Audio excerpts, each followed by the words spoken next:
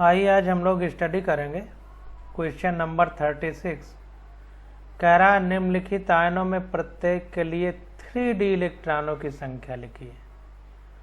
तो देखिए हम लोगों को 1s2s2p 3s3p 4s वाला एक कॉन्फ़िगरेशन लिखना है और 3D में कितने इलेक्ट्रॉन है 3D सबसेल में ये हमको बताना है। तो ये एलिमेंट दिए गए हैं या आयन कह सकते हैं। कह रहा है आप इन जलयोजित आयनों यानी अष्टफलकीय में 5 3D कक्षकों को किस प्रकार अधिग्रहित करेंगे दर्शाइए। तो पहले इसको देखते हैं ऊपर वाले को, फिर हम नीचे देखेंगे। तो यहाँ पर देखिए जब हम Ti+2 का इलेक्ट्रॉनिक कॉन्फ़िगरेशन लिखेंगे तो D में 3D में 2 इलेक्ट्रॉन आएंगे। यहाँ पर देखिए कह रहा है 3D इलेक्ट्रॉनों की संख्या लिखना है हमको। तो यहाँ पर 3D में 2 इलेक्ट्रॉन आएंगे और D में हमको पता है कि D सबसेल यानी उपकोष में 5 कक्षक होते हैं। तो हमने देखिए बना लिया 1 2 3 4 5 कक्षक। अब पहले क्या करते हैं कि एक एक इलेक्ट्रॉन सिंगल भर जाता है, उसके बाद हम उसका जोड़ा बनाते हैं यानी पेयरिंग। और जब जोड़ा बनाते हैं तो जो पहले इलेक्ट्रॉन भरते हैं तो बाद वाला इलेक्ट्रॉन उसके अपोजिट स्पिन में रहता है, यानी उल्टी दिशा में उसका चक्रण रहेगा या स्पिन रहेगी। तो D में चूंकि 2 इलेक्ट्रॉन भरे गए हैं तो यहाँ पर 2 भरेंगे। तो दोनों देखिए चूंकि एक एक पहले भरना है तो दोनों एक एक हमने भर दिया। अब Cr+3 का जब लिखेंगे तो इसमें 3D में 3 इलेक्ट्रॉन आएंगे। आप 1s2s2p 3s3d4p वाला वो इलेक्ट्रॉनिक कॉन्फ़िगरेशन लिख करके उसको जब भरेंगे तो यहाँ पर 3D3 आ जाएगा। 3 इलेक्ट्रॉन है तो फिर एक एक भर जाएगा, 2 कक्षक खाली रहेंगे। अब Fe+2 का भरेंगे तो 3D6 होगा। अब 6 इलेक्ट्रॉन हो गए। तो पहले एक एक भरेंगे, 1 2 3 4 5 भर लिया। इसके बाद जो अब 6वां इलेक्ट्रॉन भरेंगे तो फिर पहले से शुरू करेंगे, लेकिन इसकी चक्रण अपोजिट करेंगे। तो स्पिन देखिए अपोजिट, ये ऐसे मूव कर रहा है तो ये उल्टा। अब कोबाल्ट+2 में देखेंगे तो 3D7 कंडीशन बनेगी। तो यहाँ पर जब इलेक्ट्रॉन भरेंगे तो एक एक पहले भर देंगे, फिर विपरीत दिशा में भरेंगे तो ये भर दिया। इसी प्रकार Cu+2 में 3D9 कंडीशन बनेगी। तो यहाँ पर एक एक इलेक्ट्रॉन पहले भरेंगे, फिर 4 इलेक्ट्रॉन इनके अपोजिट में भरेंगे। इसी प्रकार वैनेडियम V+2 में 3D3 कंडीशन है। तो यहाँ पर 3 इलेक्ट्रॉन भर देंगे। Mn+2 में 3D5 कंडीशन बनेगी तो 5 इलेक्ट्रॉन भर दिया। Fe+2 में 3D6 है तो Fe+3 में 3D5 बचेगा, 1 इलेक्ट्रॉन और कम हो जाएगा तो एक एक इलेक्ट्रॉन भर दिया। Ni+2 में 3D8 कंडीशन बनेगी तो एक एक इलेक्ट्रॉन पहले भरा, फिर 3 इलेक्ट्रॉन अपोजिट स्पिन में हमने भरा। तो इस प्रकार से हम लोग इनको भरते हैं। अब यहाँ पर देखिए Ti+2 यानी T2G और 2+2 है तो यहाँ पर 2 भर दिया। यहाँ पर देखिए Ti+2 में 3D2 है, मतलब D सबसेल में 2 इलेक्ट्रॉन है। तो यहाँ पर देखिए 2 लिखा गया है, T2G करके 2 लिखा गया है। और यहाँ पर देखिए जो हम इलेक्ट्रॉन भर रहे हैं यहाँ पर, तो ये नीचे बनाया गया है गोला और ऊपर बनाया गया है, और 2 अयुग्मित यानी अनपेयर्ड इलेक्ट्रॉन है। तो यहाँ पर देखिए 2 भरे गए हैं, यहाँ पर खाली रखा गया है, एक्स्ट्रा कोई नहीं है इलेक्ट्रॉन। तो T2G में 2 इलेक्ट्रॉन है तो 2 भर दिया गया। यहाँ पर देखिए V+2 में 3D3 था, यहाँ पर देखिए V+2 में 3D3 है, यानी T2G पावर में 3 लिखेंगे। 3 इलेक्ट्रॉन यहाँ भरेंगे, यहाँ पर कोई नहीं रहेगा। इसी प्रकार Cr+3 में 3 इलेक्ट्रॉन है तो यहाँ पर देखिए T2G 3 इलेक्ट्रॉन पावर में 3 लिखा, तीनों भर दिए T2G में। 3 अयुग्मित इलेक्ट्रॉन है, इनमें एक्स्ट्रा कोई नहीं है ऊपर वाले में। Mn+2 में इसी प्रकार से भरेंगे। तो Mn+2 का देखते हैं, तो Mn+2 में 3d5 है। तो यहाँ पर देखते हैं, तो यहाँ पर देखिए 3 इलेक्ट्रॉन नीचे भर गए और 2 बचे, तो ये इसमें भर गए, Eg जो लिखा गया है।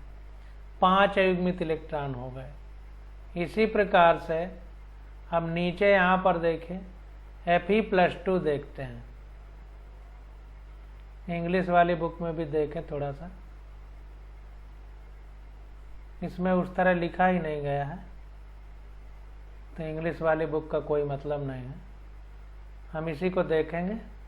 तो Fe+2 की कंडीशन 3d6 था। तो यहाँ पर देखिए 3d6 में क्या है, पहले एक इलेक्ट्रॉन भरेंगे। यहाँ पर देखिए T2g और Eg, तो 3 इलेक्ट्रॉन यहाँ भरे और 2 यहाँ भरे। फिर इसके बाद से हम लोग पेयरिंग करेंगे। इसको ध्यान देना है, ऐसा नहीं करना है कि 3 यहाँ भर दिए फिर तीनों पेयरिंग कर दिए, ऐसा नहीं। पहले सब सिंगल एक इलेक्ट्रॉन भरेगा, फिर बाद में भरेंगे। अब डी में चूंकि 5 कक्षक हैं, इसलिए यहाँ पर गोले 5 बनाए गए, 3 नीचे 2 ऊपर बनाए गए। इसको ध्यान देना है कि 5 हैं डी में कक्षक, इसलिए 5 बनाए गए। Fe+3 में 3d5 था, ऊपर हमने देखा था, तो 5 भरना है, तो सब में एक इलेक्ट्रॉन भर दिए गए। 5 अनपेयर्ड इलेक्ट्रॉन है। कोबाल्ट+2 में क्या था, 3d5 था और Eg2 हो जाएगा। कोबाल्ट में देखते हैं 7 था। तो यहाँ पर देखिए कोबाल्ट में 7 इलेक्ट्रॉन है, तो डी में चूंकि 5 कक्षक होते हैं, तो यहाँ पर देखिए कोबाल्ट में डी में 5 कक्षक बना दिए। पहले एक इलेक्ट्रॉन भरा, फिर पेयरिंग शुरू किया, तो T2g और ये Eg, तो 3 अयुग्मित इलेक्ट्रॉन है, 3 अनपेयर्ड हैं और 2 जोड़ा पेयर्ड हैं। अब आगे आ जाता है Ni+2, तो इसमें देखिए 3d8 इलेक्ट्रॉन है, 8 हैं, 8 को भरना है। तो यहाँ पर देखिए क्या है,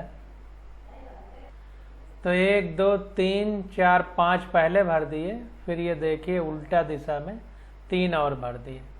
अब इसी प्रकार Cu+2 में 3d9 था, तो यहाँ पर देखिए 1 2 3 4 5 पहले सीधी दिशा में भर दिए, फिर 1 2 3 4 उल्टी दिशा में, तो केवल 1 अयुग्मित इलेक्ट्रॉन बचा है। तो इस प्रकार से कैसे भरा जाता है हमने आपको बताया। अब आगे क्वेश्चन आ जाता है 37। तो कह रहा है प्रथम संक्रमण श्रेणी के तत्व भारी संक्रमण तत्वों के अनेक गुणों से भिन्नता प्रदर्शित करते हैं, टिप्पणी कीजिए। तो 37 नंबर क्वेश्चन देखते हैं।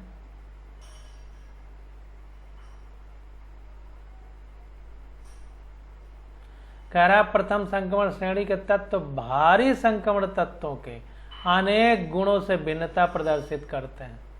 इसको थोड़ा देखते हैं इंग्लिश में। कह रहा है comment on the statement that elements of the first transition series possess many properties different from those of heavier transition element. तो भारी संक्रमण तत्वों से कुछ जो है फर्स्ट ट्रांजिशन सीरीज वाले तत्व जो है कुछ अंतर प्रदर्शित करते हैं, तो उस अंतर को हमें बताना। तो देखिए कहा जा रहा है कि दिया गया कथन सत्य है, इस कथन के पक्ष में कुछ प्रमाण निम्नलिखित है। तो पहला प्रमाण है कि भारी संक्रमण तत्वों 4D तथा 5D श्रेणियां इसमें आती हैं भारी संक्रमण तत्वों में, कि परमाणु त्रिज्याएं प्रथम संक्रमण श्रेणी के संबंधित तत्वों की तुलना में अधिक होती हैं। यद्यपि 4D तथा 5D श्रेणियों की परमाणु त्रिज्याएं लगभग समान होती हैं। तो भारी संक्रमण तत्व जिनमें से कुछ हैं जो 4D और 5D श्रेणी में पाए जाते हैं, तो उनकी जो परमाणु त्रिज्याएं हैं यानी एटॉमिक रेडियस है, वो फर्स्ट ट्रांजिशन सीरीज से कुछ तुलना में कुछ अधिक होती है। जबकि सामान्यता क्या है कि 4D और 5D श्रेणी की परमाणु त्रिज्याएं लगभग समान होती हैं। तो 4D और 5D श्रेणी की जो एटॉमिक रेडियस है ट्रांजिशन एलिमेंट की वो लगभग समान होती है, लेकिन जो भारी तत्व हैं उनकी त्रिज्याएं कुछ ज़्यादा होती हैं अन्य से। एक अंतर तो ये हो गया। दूसरा कह रहा है कि 5D श्रेणी की आयनन एंथैल्पी 3D तथा 4D श्रेणियों के संबंधित तत्वों से उच्च होती है। तो जो 5D श्रेणी की आयनन एंथैल्पी है वो 3D 4D श्रेणी के संबंधित तत्वों से उच्च होती हैं। ऐसा क्यों? ये लैंथेनाइड एक्टिनाइड कॉन्ट्रैक्शन की वजह से था, जैसा हमने पीछे पढ़ा था। भाई कॉन्ट्रैक्ट होकर जब परमाणु त्रिज्या कम हो जाएगी तो बाहरी कक्षा का इलेक्ट्रॉन नाभिक के ज़्यादा पास आ जाएगा। जब ज़्यादा पास आ जाएगा तो हमें पता है कि बल दूरी घटने पे बढ़ता है। तो जब नाभिक से दूरी बाहरी इलेक्ट्रॉन की कम हो जाएगी तो नाभिक ज़्यादा अच्छे से आकर्षित करेगा, जिससे उसको निकालने के लिए ज़्यादा ऊर्जा देना पड़ेगा, और उसको निकाल के आयनन बनाना ही आयनन एंथैल्पी है। तो ज़्यादा जायज़ सी बात है कि वही ऊर्जा है, तो चूँकि ऊर्जा ज़्यादा देनी पड़ रही है इसलिए आयनन एंथैल्पी ज़्यादा होगी। अब तीसरा पॉइंट कह रहा है कि 4D तथा 5D श्रेणियों की कणन एंथैल्पियाँ प्रथम श्रेणी के संबंधित तत्वों की तुलना में उच्च होती हैं। तो 4D तथा 5D श्रेणी की कणन एंथैल्पियाँ मतलब एंथैल्पी ऑफ एटमाइजेशन, कहने का मतलब जैसे H2 है तो ये मॉलिक्यूल है, परमाणु है, नहीं अणु है। तो इससे एटम बना देना, परमाणु बना देने को एंथैल्पी ऑफ एटमाइजेशन या कणन एंथैल्पी कहते हैं। तो 4D तथा 5D श्रेणियों की कणन एंथैल्पियाँ प्रथम श्रेणी के संबंधित तत्वों की तुलना में उच्च होती हैं। ये बात निकल के सामने आई। तो जाहिर सी बात है कि फर्स्ट ट्रांजिशन एलिमेंट से चूँकि आयनन एंथैल्पियाँ ज़्यादा हैं, तो इसी तरह से जो बाहरी कक्षा के इलेक्ट्रॉन पास आ जाएंगे तो जाहिर सी बात है नाभिक का आकर्षण ज़्यादा होगा, तो जो आबंध बनेगा, बॉन्ड बनेगा, वो भी ज़्यादा मजबूत होगा। तो उस अणु के आबंध को तोड़ने के लिए ज़्यादा ऊर्जा देनी पड़ेगी, इसलिए एंथैल्पी ऑफ एटमाइजेशन या कणन एंथैल्पी ज़्यादा होगी। यानी उसको परमाणु बनाने के लिए, अणु को परमाणु बनाने के लिए ज़्यादा ऊर्जा देना पड़ेगा, इसलिए कणन एंथैल्पियाँ ज़्यादा होती हैं 4D 5D की फर्स्ट ट्रांजिशन एलिमेंट की तुलना में। अगला पॉइंट है, कह रहा भारी संक्रमण तत्वों के गलनांक तथा क्वथनांक प्रथम संक्रमण श्रेणी की तुलना में अधिक होते हैं। इसका कारण इनमें प्रबल अंतरा परमाणविक आबंधों की उपस्थिति है। तो जाहिर सी बात है कि चूंकि कणन एंथैल्पी ज़्यादा है, तो इसी प्रकार से किसी लिक्विड में जब हम गर्म करते हैं तो वो गर्मी पा करके भाप में बदलता है। तो क्वथनांक का मतलब ही है कि द्रव से भाप में बदल देना। तो द्रव से भाप बदलने में ज़्यादा ऊर्जा देना पड़ेगा क्योंकि आबंध ज़्यादा मजबूत है।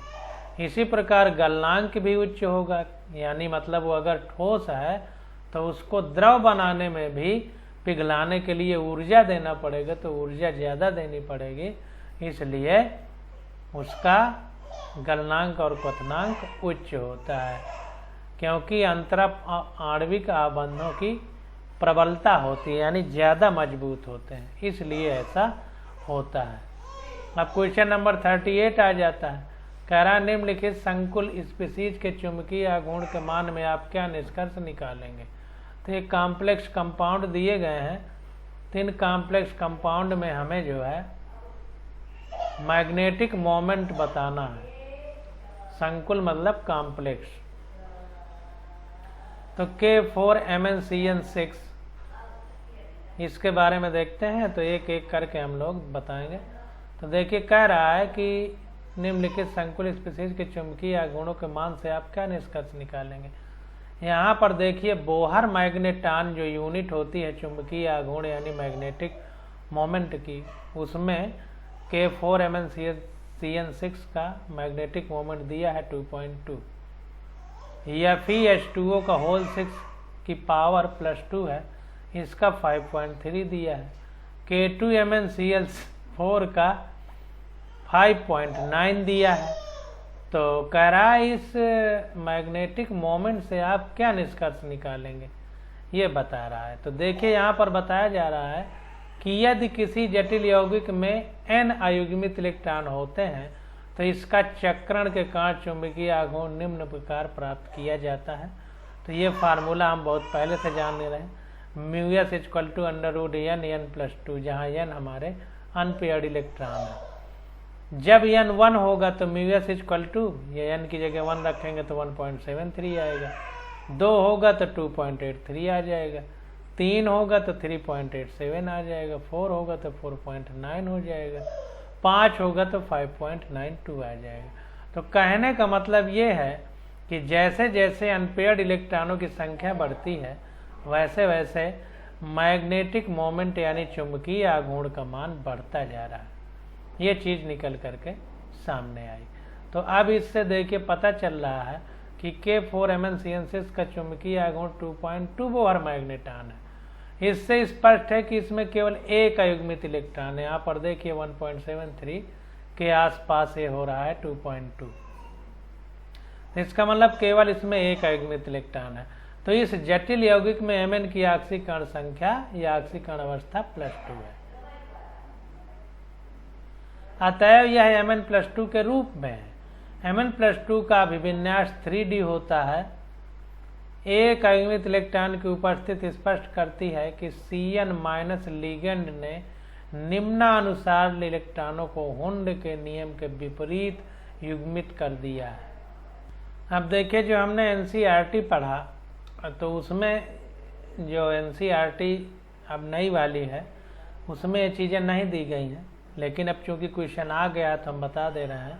तो चूंकि Cn- ये स्ट्रांग लिगेंड है, तो यहाँ पर देखा जाए तो केवल एक अयुग्मित इलेक्ट्रॉन के आधार पर यहाँ पर मैग्नेटिक मोमेंट यानी चुंबकीय आघूर्ण है, क्योंकि 1.73 में एक अयुग्मित इलेक्ट्रॉन हमने रखा जब, तब ये निकला था 1.73 बोहर मैग्नेटॉन, और उसी के आसपास ये वैल्यू है।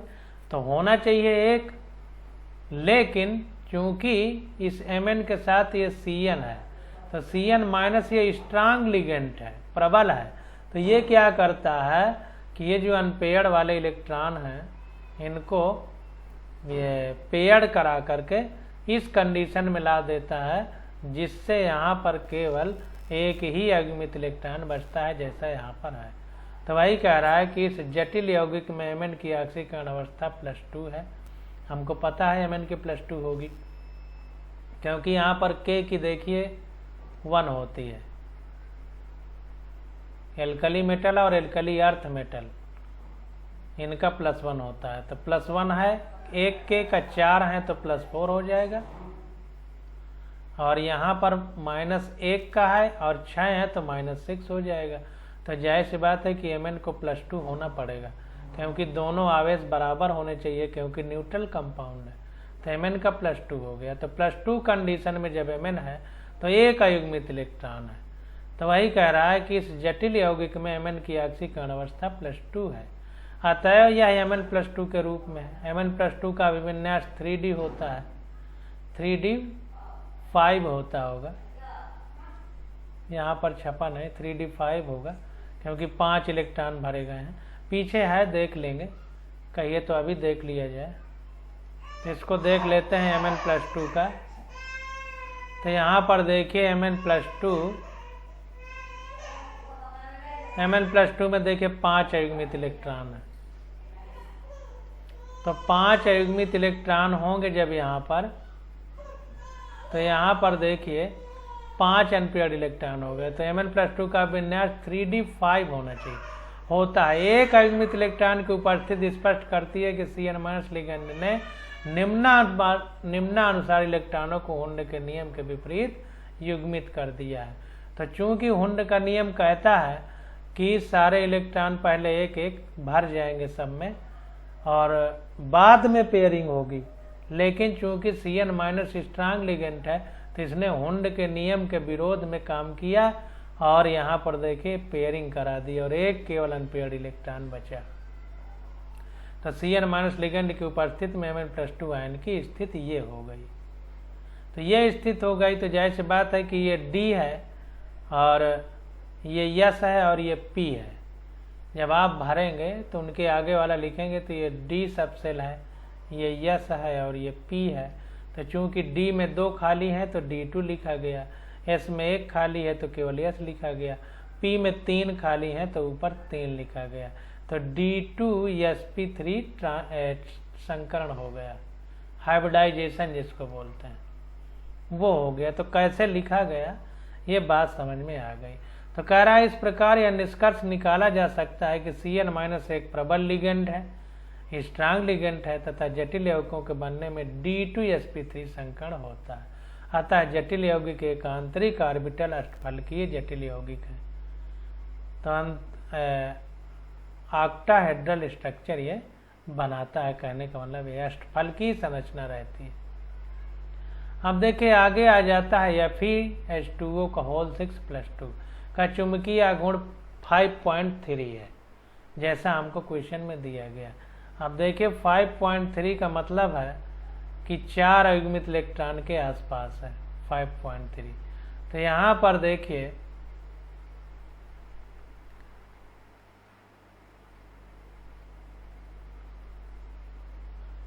चार अयुग्मित इलेक्ट्रॉन यानी 4 अनपेयर्ड इलेक्ट्रॉन, इनमें से Fe की आंशिक अवस्था +2 है। कैसे +2 है उसको समझ लेते हैं। तो यहाँ पर देखिए H2O है, H2O है। तो यहाँ पर अगर हम देखें तो Fe या तो +2 अवस्था में रहता है या +3 अवस्था में रहता है। तो चूंकि यहाँ पर +2 है तो सीधी सी बात है कि यहाँ पर +2 होगा और यहाँ पर -2 होगा और पूरे का +2 है। तो H2O का तो 0 हो जाएगा। तो इसको ऐसे करके देखते हैं। तो ये +2 की अवस्था में या +3 की अवस्था हम सीधा इस प्रकार समझ सकते हैं कि 4 अनपेयर्ड इलेक्ट्रॉन है इसमें। तो जाहिर सी बात है कि इसमें Fe की आंशिक अवस्था +2 होगी।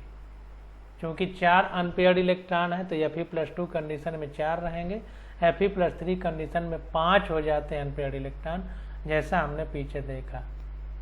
तो Fe +2 की कंडीशन में 4 अनपेयर्ड इलेक्ट्रॉन है। तो यहाँ पर देखिए क्या होगा कि इसमें अभिविन्यास 3d6 होगा। क्यों? क्योंकि अगर हम इसमें 5 भरेंगे तो 5 अनपेयर्ड हो जाएंगे। इसका मतलब एक को पेयर्ड यानी युग्मित करना पड़ेगा, तभी 4 अयुग्मित बचेंगे। तो 3d6 कंडीशन बनेगी। वैसे भी बनाएंगे तो आ जाएगा। तो यौगिक में 4 अयुग्मित इलेक्ट्रॉनों की उपस्थिति सिद्ध करती है कि H2O लिगेंड दुर्बल है तथा इलेक्ट्रॉनों को युग्मित करने में असमर्थ है। तो चूंकि 4 अयुग्मित इलेक्ट्रॉन है, इसका मतलब ये इनको पेयर्ड नहीं कर पाया, युग्मित नहीं कर पाया। इसका मतलब H2O जो लिगेंड है हमारा ये दुर्बल है। Cn- प्रबल था तो उसने जो है युग्मित कर दिया था और ये नहीं कर पाया है। तो H2O लिगेंड की उपस्थिति में Fe +2 में आयन की स्थिति फिर वही रहेगी। चूंकि ये दुर्बल है तो एक ही पेयर्ड है, बाकी 4 अनपेयर्ड है, तो वैसे ही रहेंगे। जब वैसे ही कंडीशन रहेगी तो यहाँ पर देखिए इसमें तो सारे हैं, ये Sp और ये फिर D हो जाएगा। 3 है तो ये 4 4 4 है। आगे 1s 2s 2p 3s ऐसे लिखेंगे तो ये आप लिखेंगे तो आगे यही आएंगे, लिख के देखिए। तो 4s 4p 4d हो गया। तो चूंकि इनमें भरे हुए हैं तो हम इनको लेंगे। तो इसमें चूंकि एक ही इलेक्ट्रॉन एक ही वो होता है तो यस हो गया, चूंकि इसमें भरा नहीं। यहाँ पर 3 कक्षक हैं तो P3 हो गया और यहाँ पर देखिए 4D में D2 हो गया। तो यहाँ पर देखिए चूंकि 3d6 है तो इस 6 को ध्यान रखना है। तो यहाँ पर यस P के 3 और D, तो 3 1 4 हो गए, हमको 6 पूरा करना है। यहाँ पर 6 है तो D में 2 किया तो 3 2 5 1 6 पूरा हो गया। तो इसलिए इसका संकरण sp3d2 हो गया। तो इस प्रकार यह निष्कर्ष निकलता है कि H2O एक दुर्बल लिगेंड है तथा इसमें sp3d2 संकरण होता है। यह एक बाह्य ऑर्बिटल अष्टफलकीय जटिल यौगिक है। ये बाह्य ऑर्बिटल अष्टफलकीय जटिल यौगिक है और यहाँ पर देखिए आंतरिक ऑर्बिटल अष्टफलकीय जटिल यौगिक। यहाँ पर ये लिया गया, यहाँ पर ये बाहर वाली कक्षाएं ली गई, कक्षक लिए गए, कक्षाएं नहीं कक्षक। तो इस प्रकार से हमको समझना। अब देखें यहाँ पर K2MnCl4 का चुंबकीय गुण 5.9 है। इससे स्पष्ट होता है कि इसमें 5 युग्मित इलेक्ट्रॉन है, क्योंकि यहाँ पर देखिए 5.92 में 5 एम्पीयर इलेक्ट्रॉन है, तब इतना मैग्नेटिक मोमेंट आया है। तो यहाँ पर देखिए इसके बारे में भी हम लोग देखते हैं। तो यहाँ पर देखिए 5 युग्मित इलेक्ट्रॉन है, तो Mn की ऑक्सीकरण अवस्था +2 हो जाएगी। अब यहाँ पर निकालें तो वैसे भी आ जाएगा, और 5 युग्मित इलेक्ट्रॉन है तो Mn से 2 इलेक्ट्रॉन निकलेंगे, तो जो बनेगा तो 3d5 कंडीशन बनेगी, तो 5 इलेक्ट्रॉन भरे जाएंगे, तो 5वां युग्मित ही रहेंगे। तो 5 एम्पीयर इलेक्ट्रॉन है। 5 युग्मित इलेक्ट्रॉन उपस्थित से स्पष्ट है कि Cl- दुर्बल लिगेंड है तथा इलेक्ट्रॉनों को युग्मन करने में असमर्थ।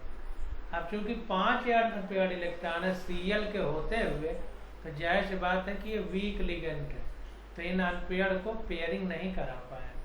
तो मुक्त Mn+2 आयन में 5 एम्पीयर इलेक्ट्रॉन है 3d में, आगे 4s होगा, आगे 4p होगा। अब ये Cl- होना चाहिए। देखिए Cl- तो स्ट्रांग है, वो पेयरिंग करा देगा। Cl- होना चाहिए, लिगेंड की उपस्थिति में वही कंडीशन रहेगी। तो यहाँ पर देखिए ये सब भरे हुए हैं, तो नहीं लिया जाएगा, ये S लिया जाएगा और ये P लिया जाएगा। तो यहाँ पर देखिए S 1 है और P 3 खाली है, तो sp3 लिख दिया गया यहाँ पर। तो इस प्रकार से यहाँ पर लिखा जाता है। यहाँ पर देखिए 5 खाली है, तो यहाँ 5 नहीं लिखेंगे, ये संख्या इससे ज्यादा नहीं होनी चाहिए। तो sp3 4, तो ये हो गए, 2 ही बचा इस 6 को पूरा करने में, इसलिए D2 लिखा गया है। इस बात को ध्यान देना। तो देखिए यहाँ पर कह रहा है कि इस प्रकार यह निष्कर्ष निकलता है कि Cl- एक दुर्बल लिगेंड है तथा जटिल यौगिक में sp3 संकर्ण है। अतः यह एक समचतुष्फलकीय जटिल यौगिक sp3 संकर्ण में टेट्राहेड्रल स्ट्रक्चर होता है, ये हमने पढ़ा है। और कॉम्प्लेक्स कंपाउंड जब हम पढ़ेंगे, अगर आपके कोर्स में होगा, तो वहाँ इसको हम बहुत डिटेल में बताएंगे और बहुत अच्छे से। तो आज ये क्वेश्चन आंसर खत्म हो गए, तो आज का लेक्चर यहीं तक। Okay, thank you.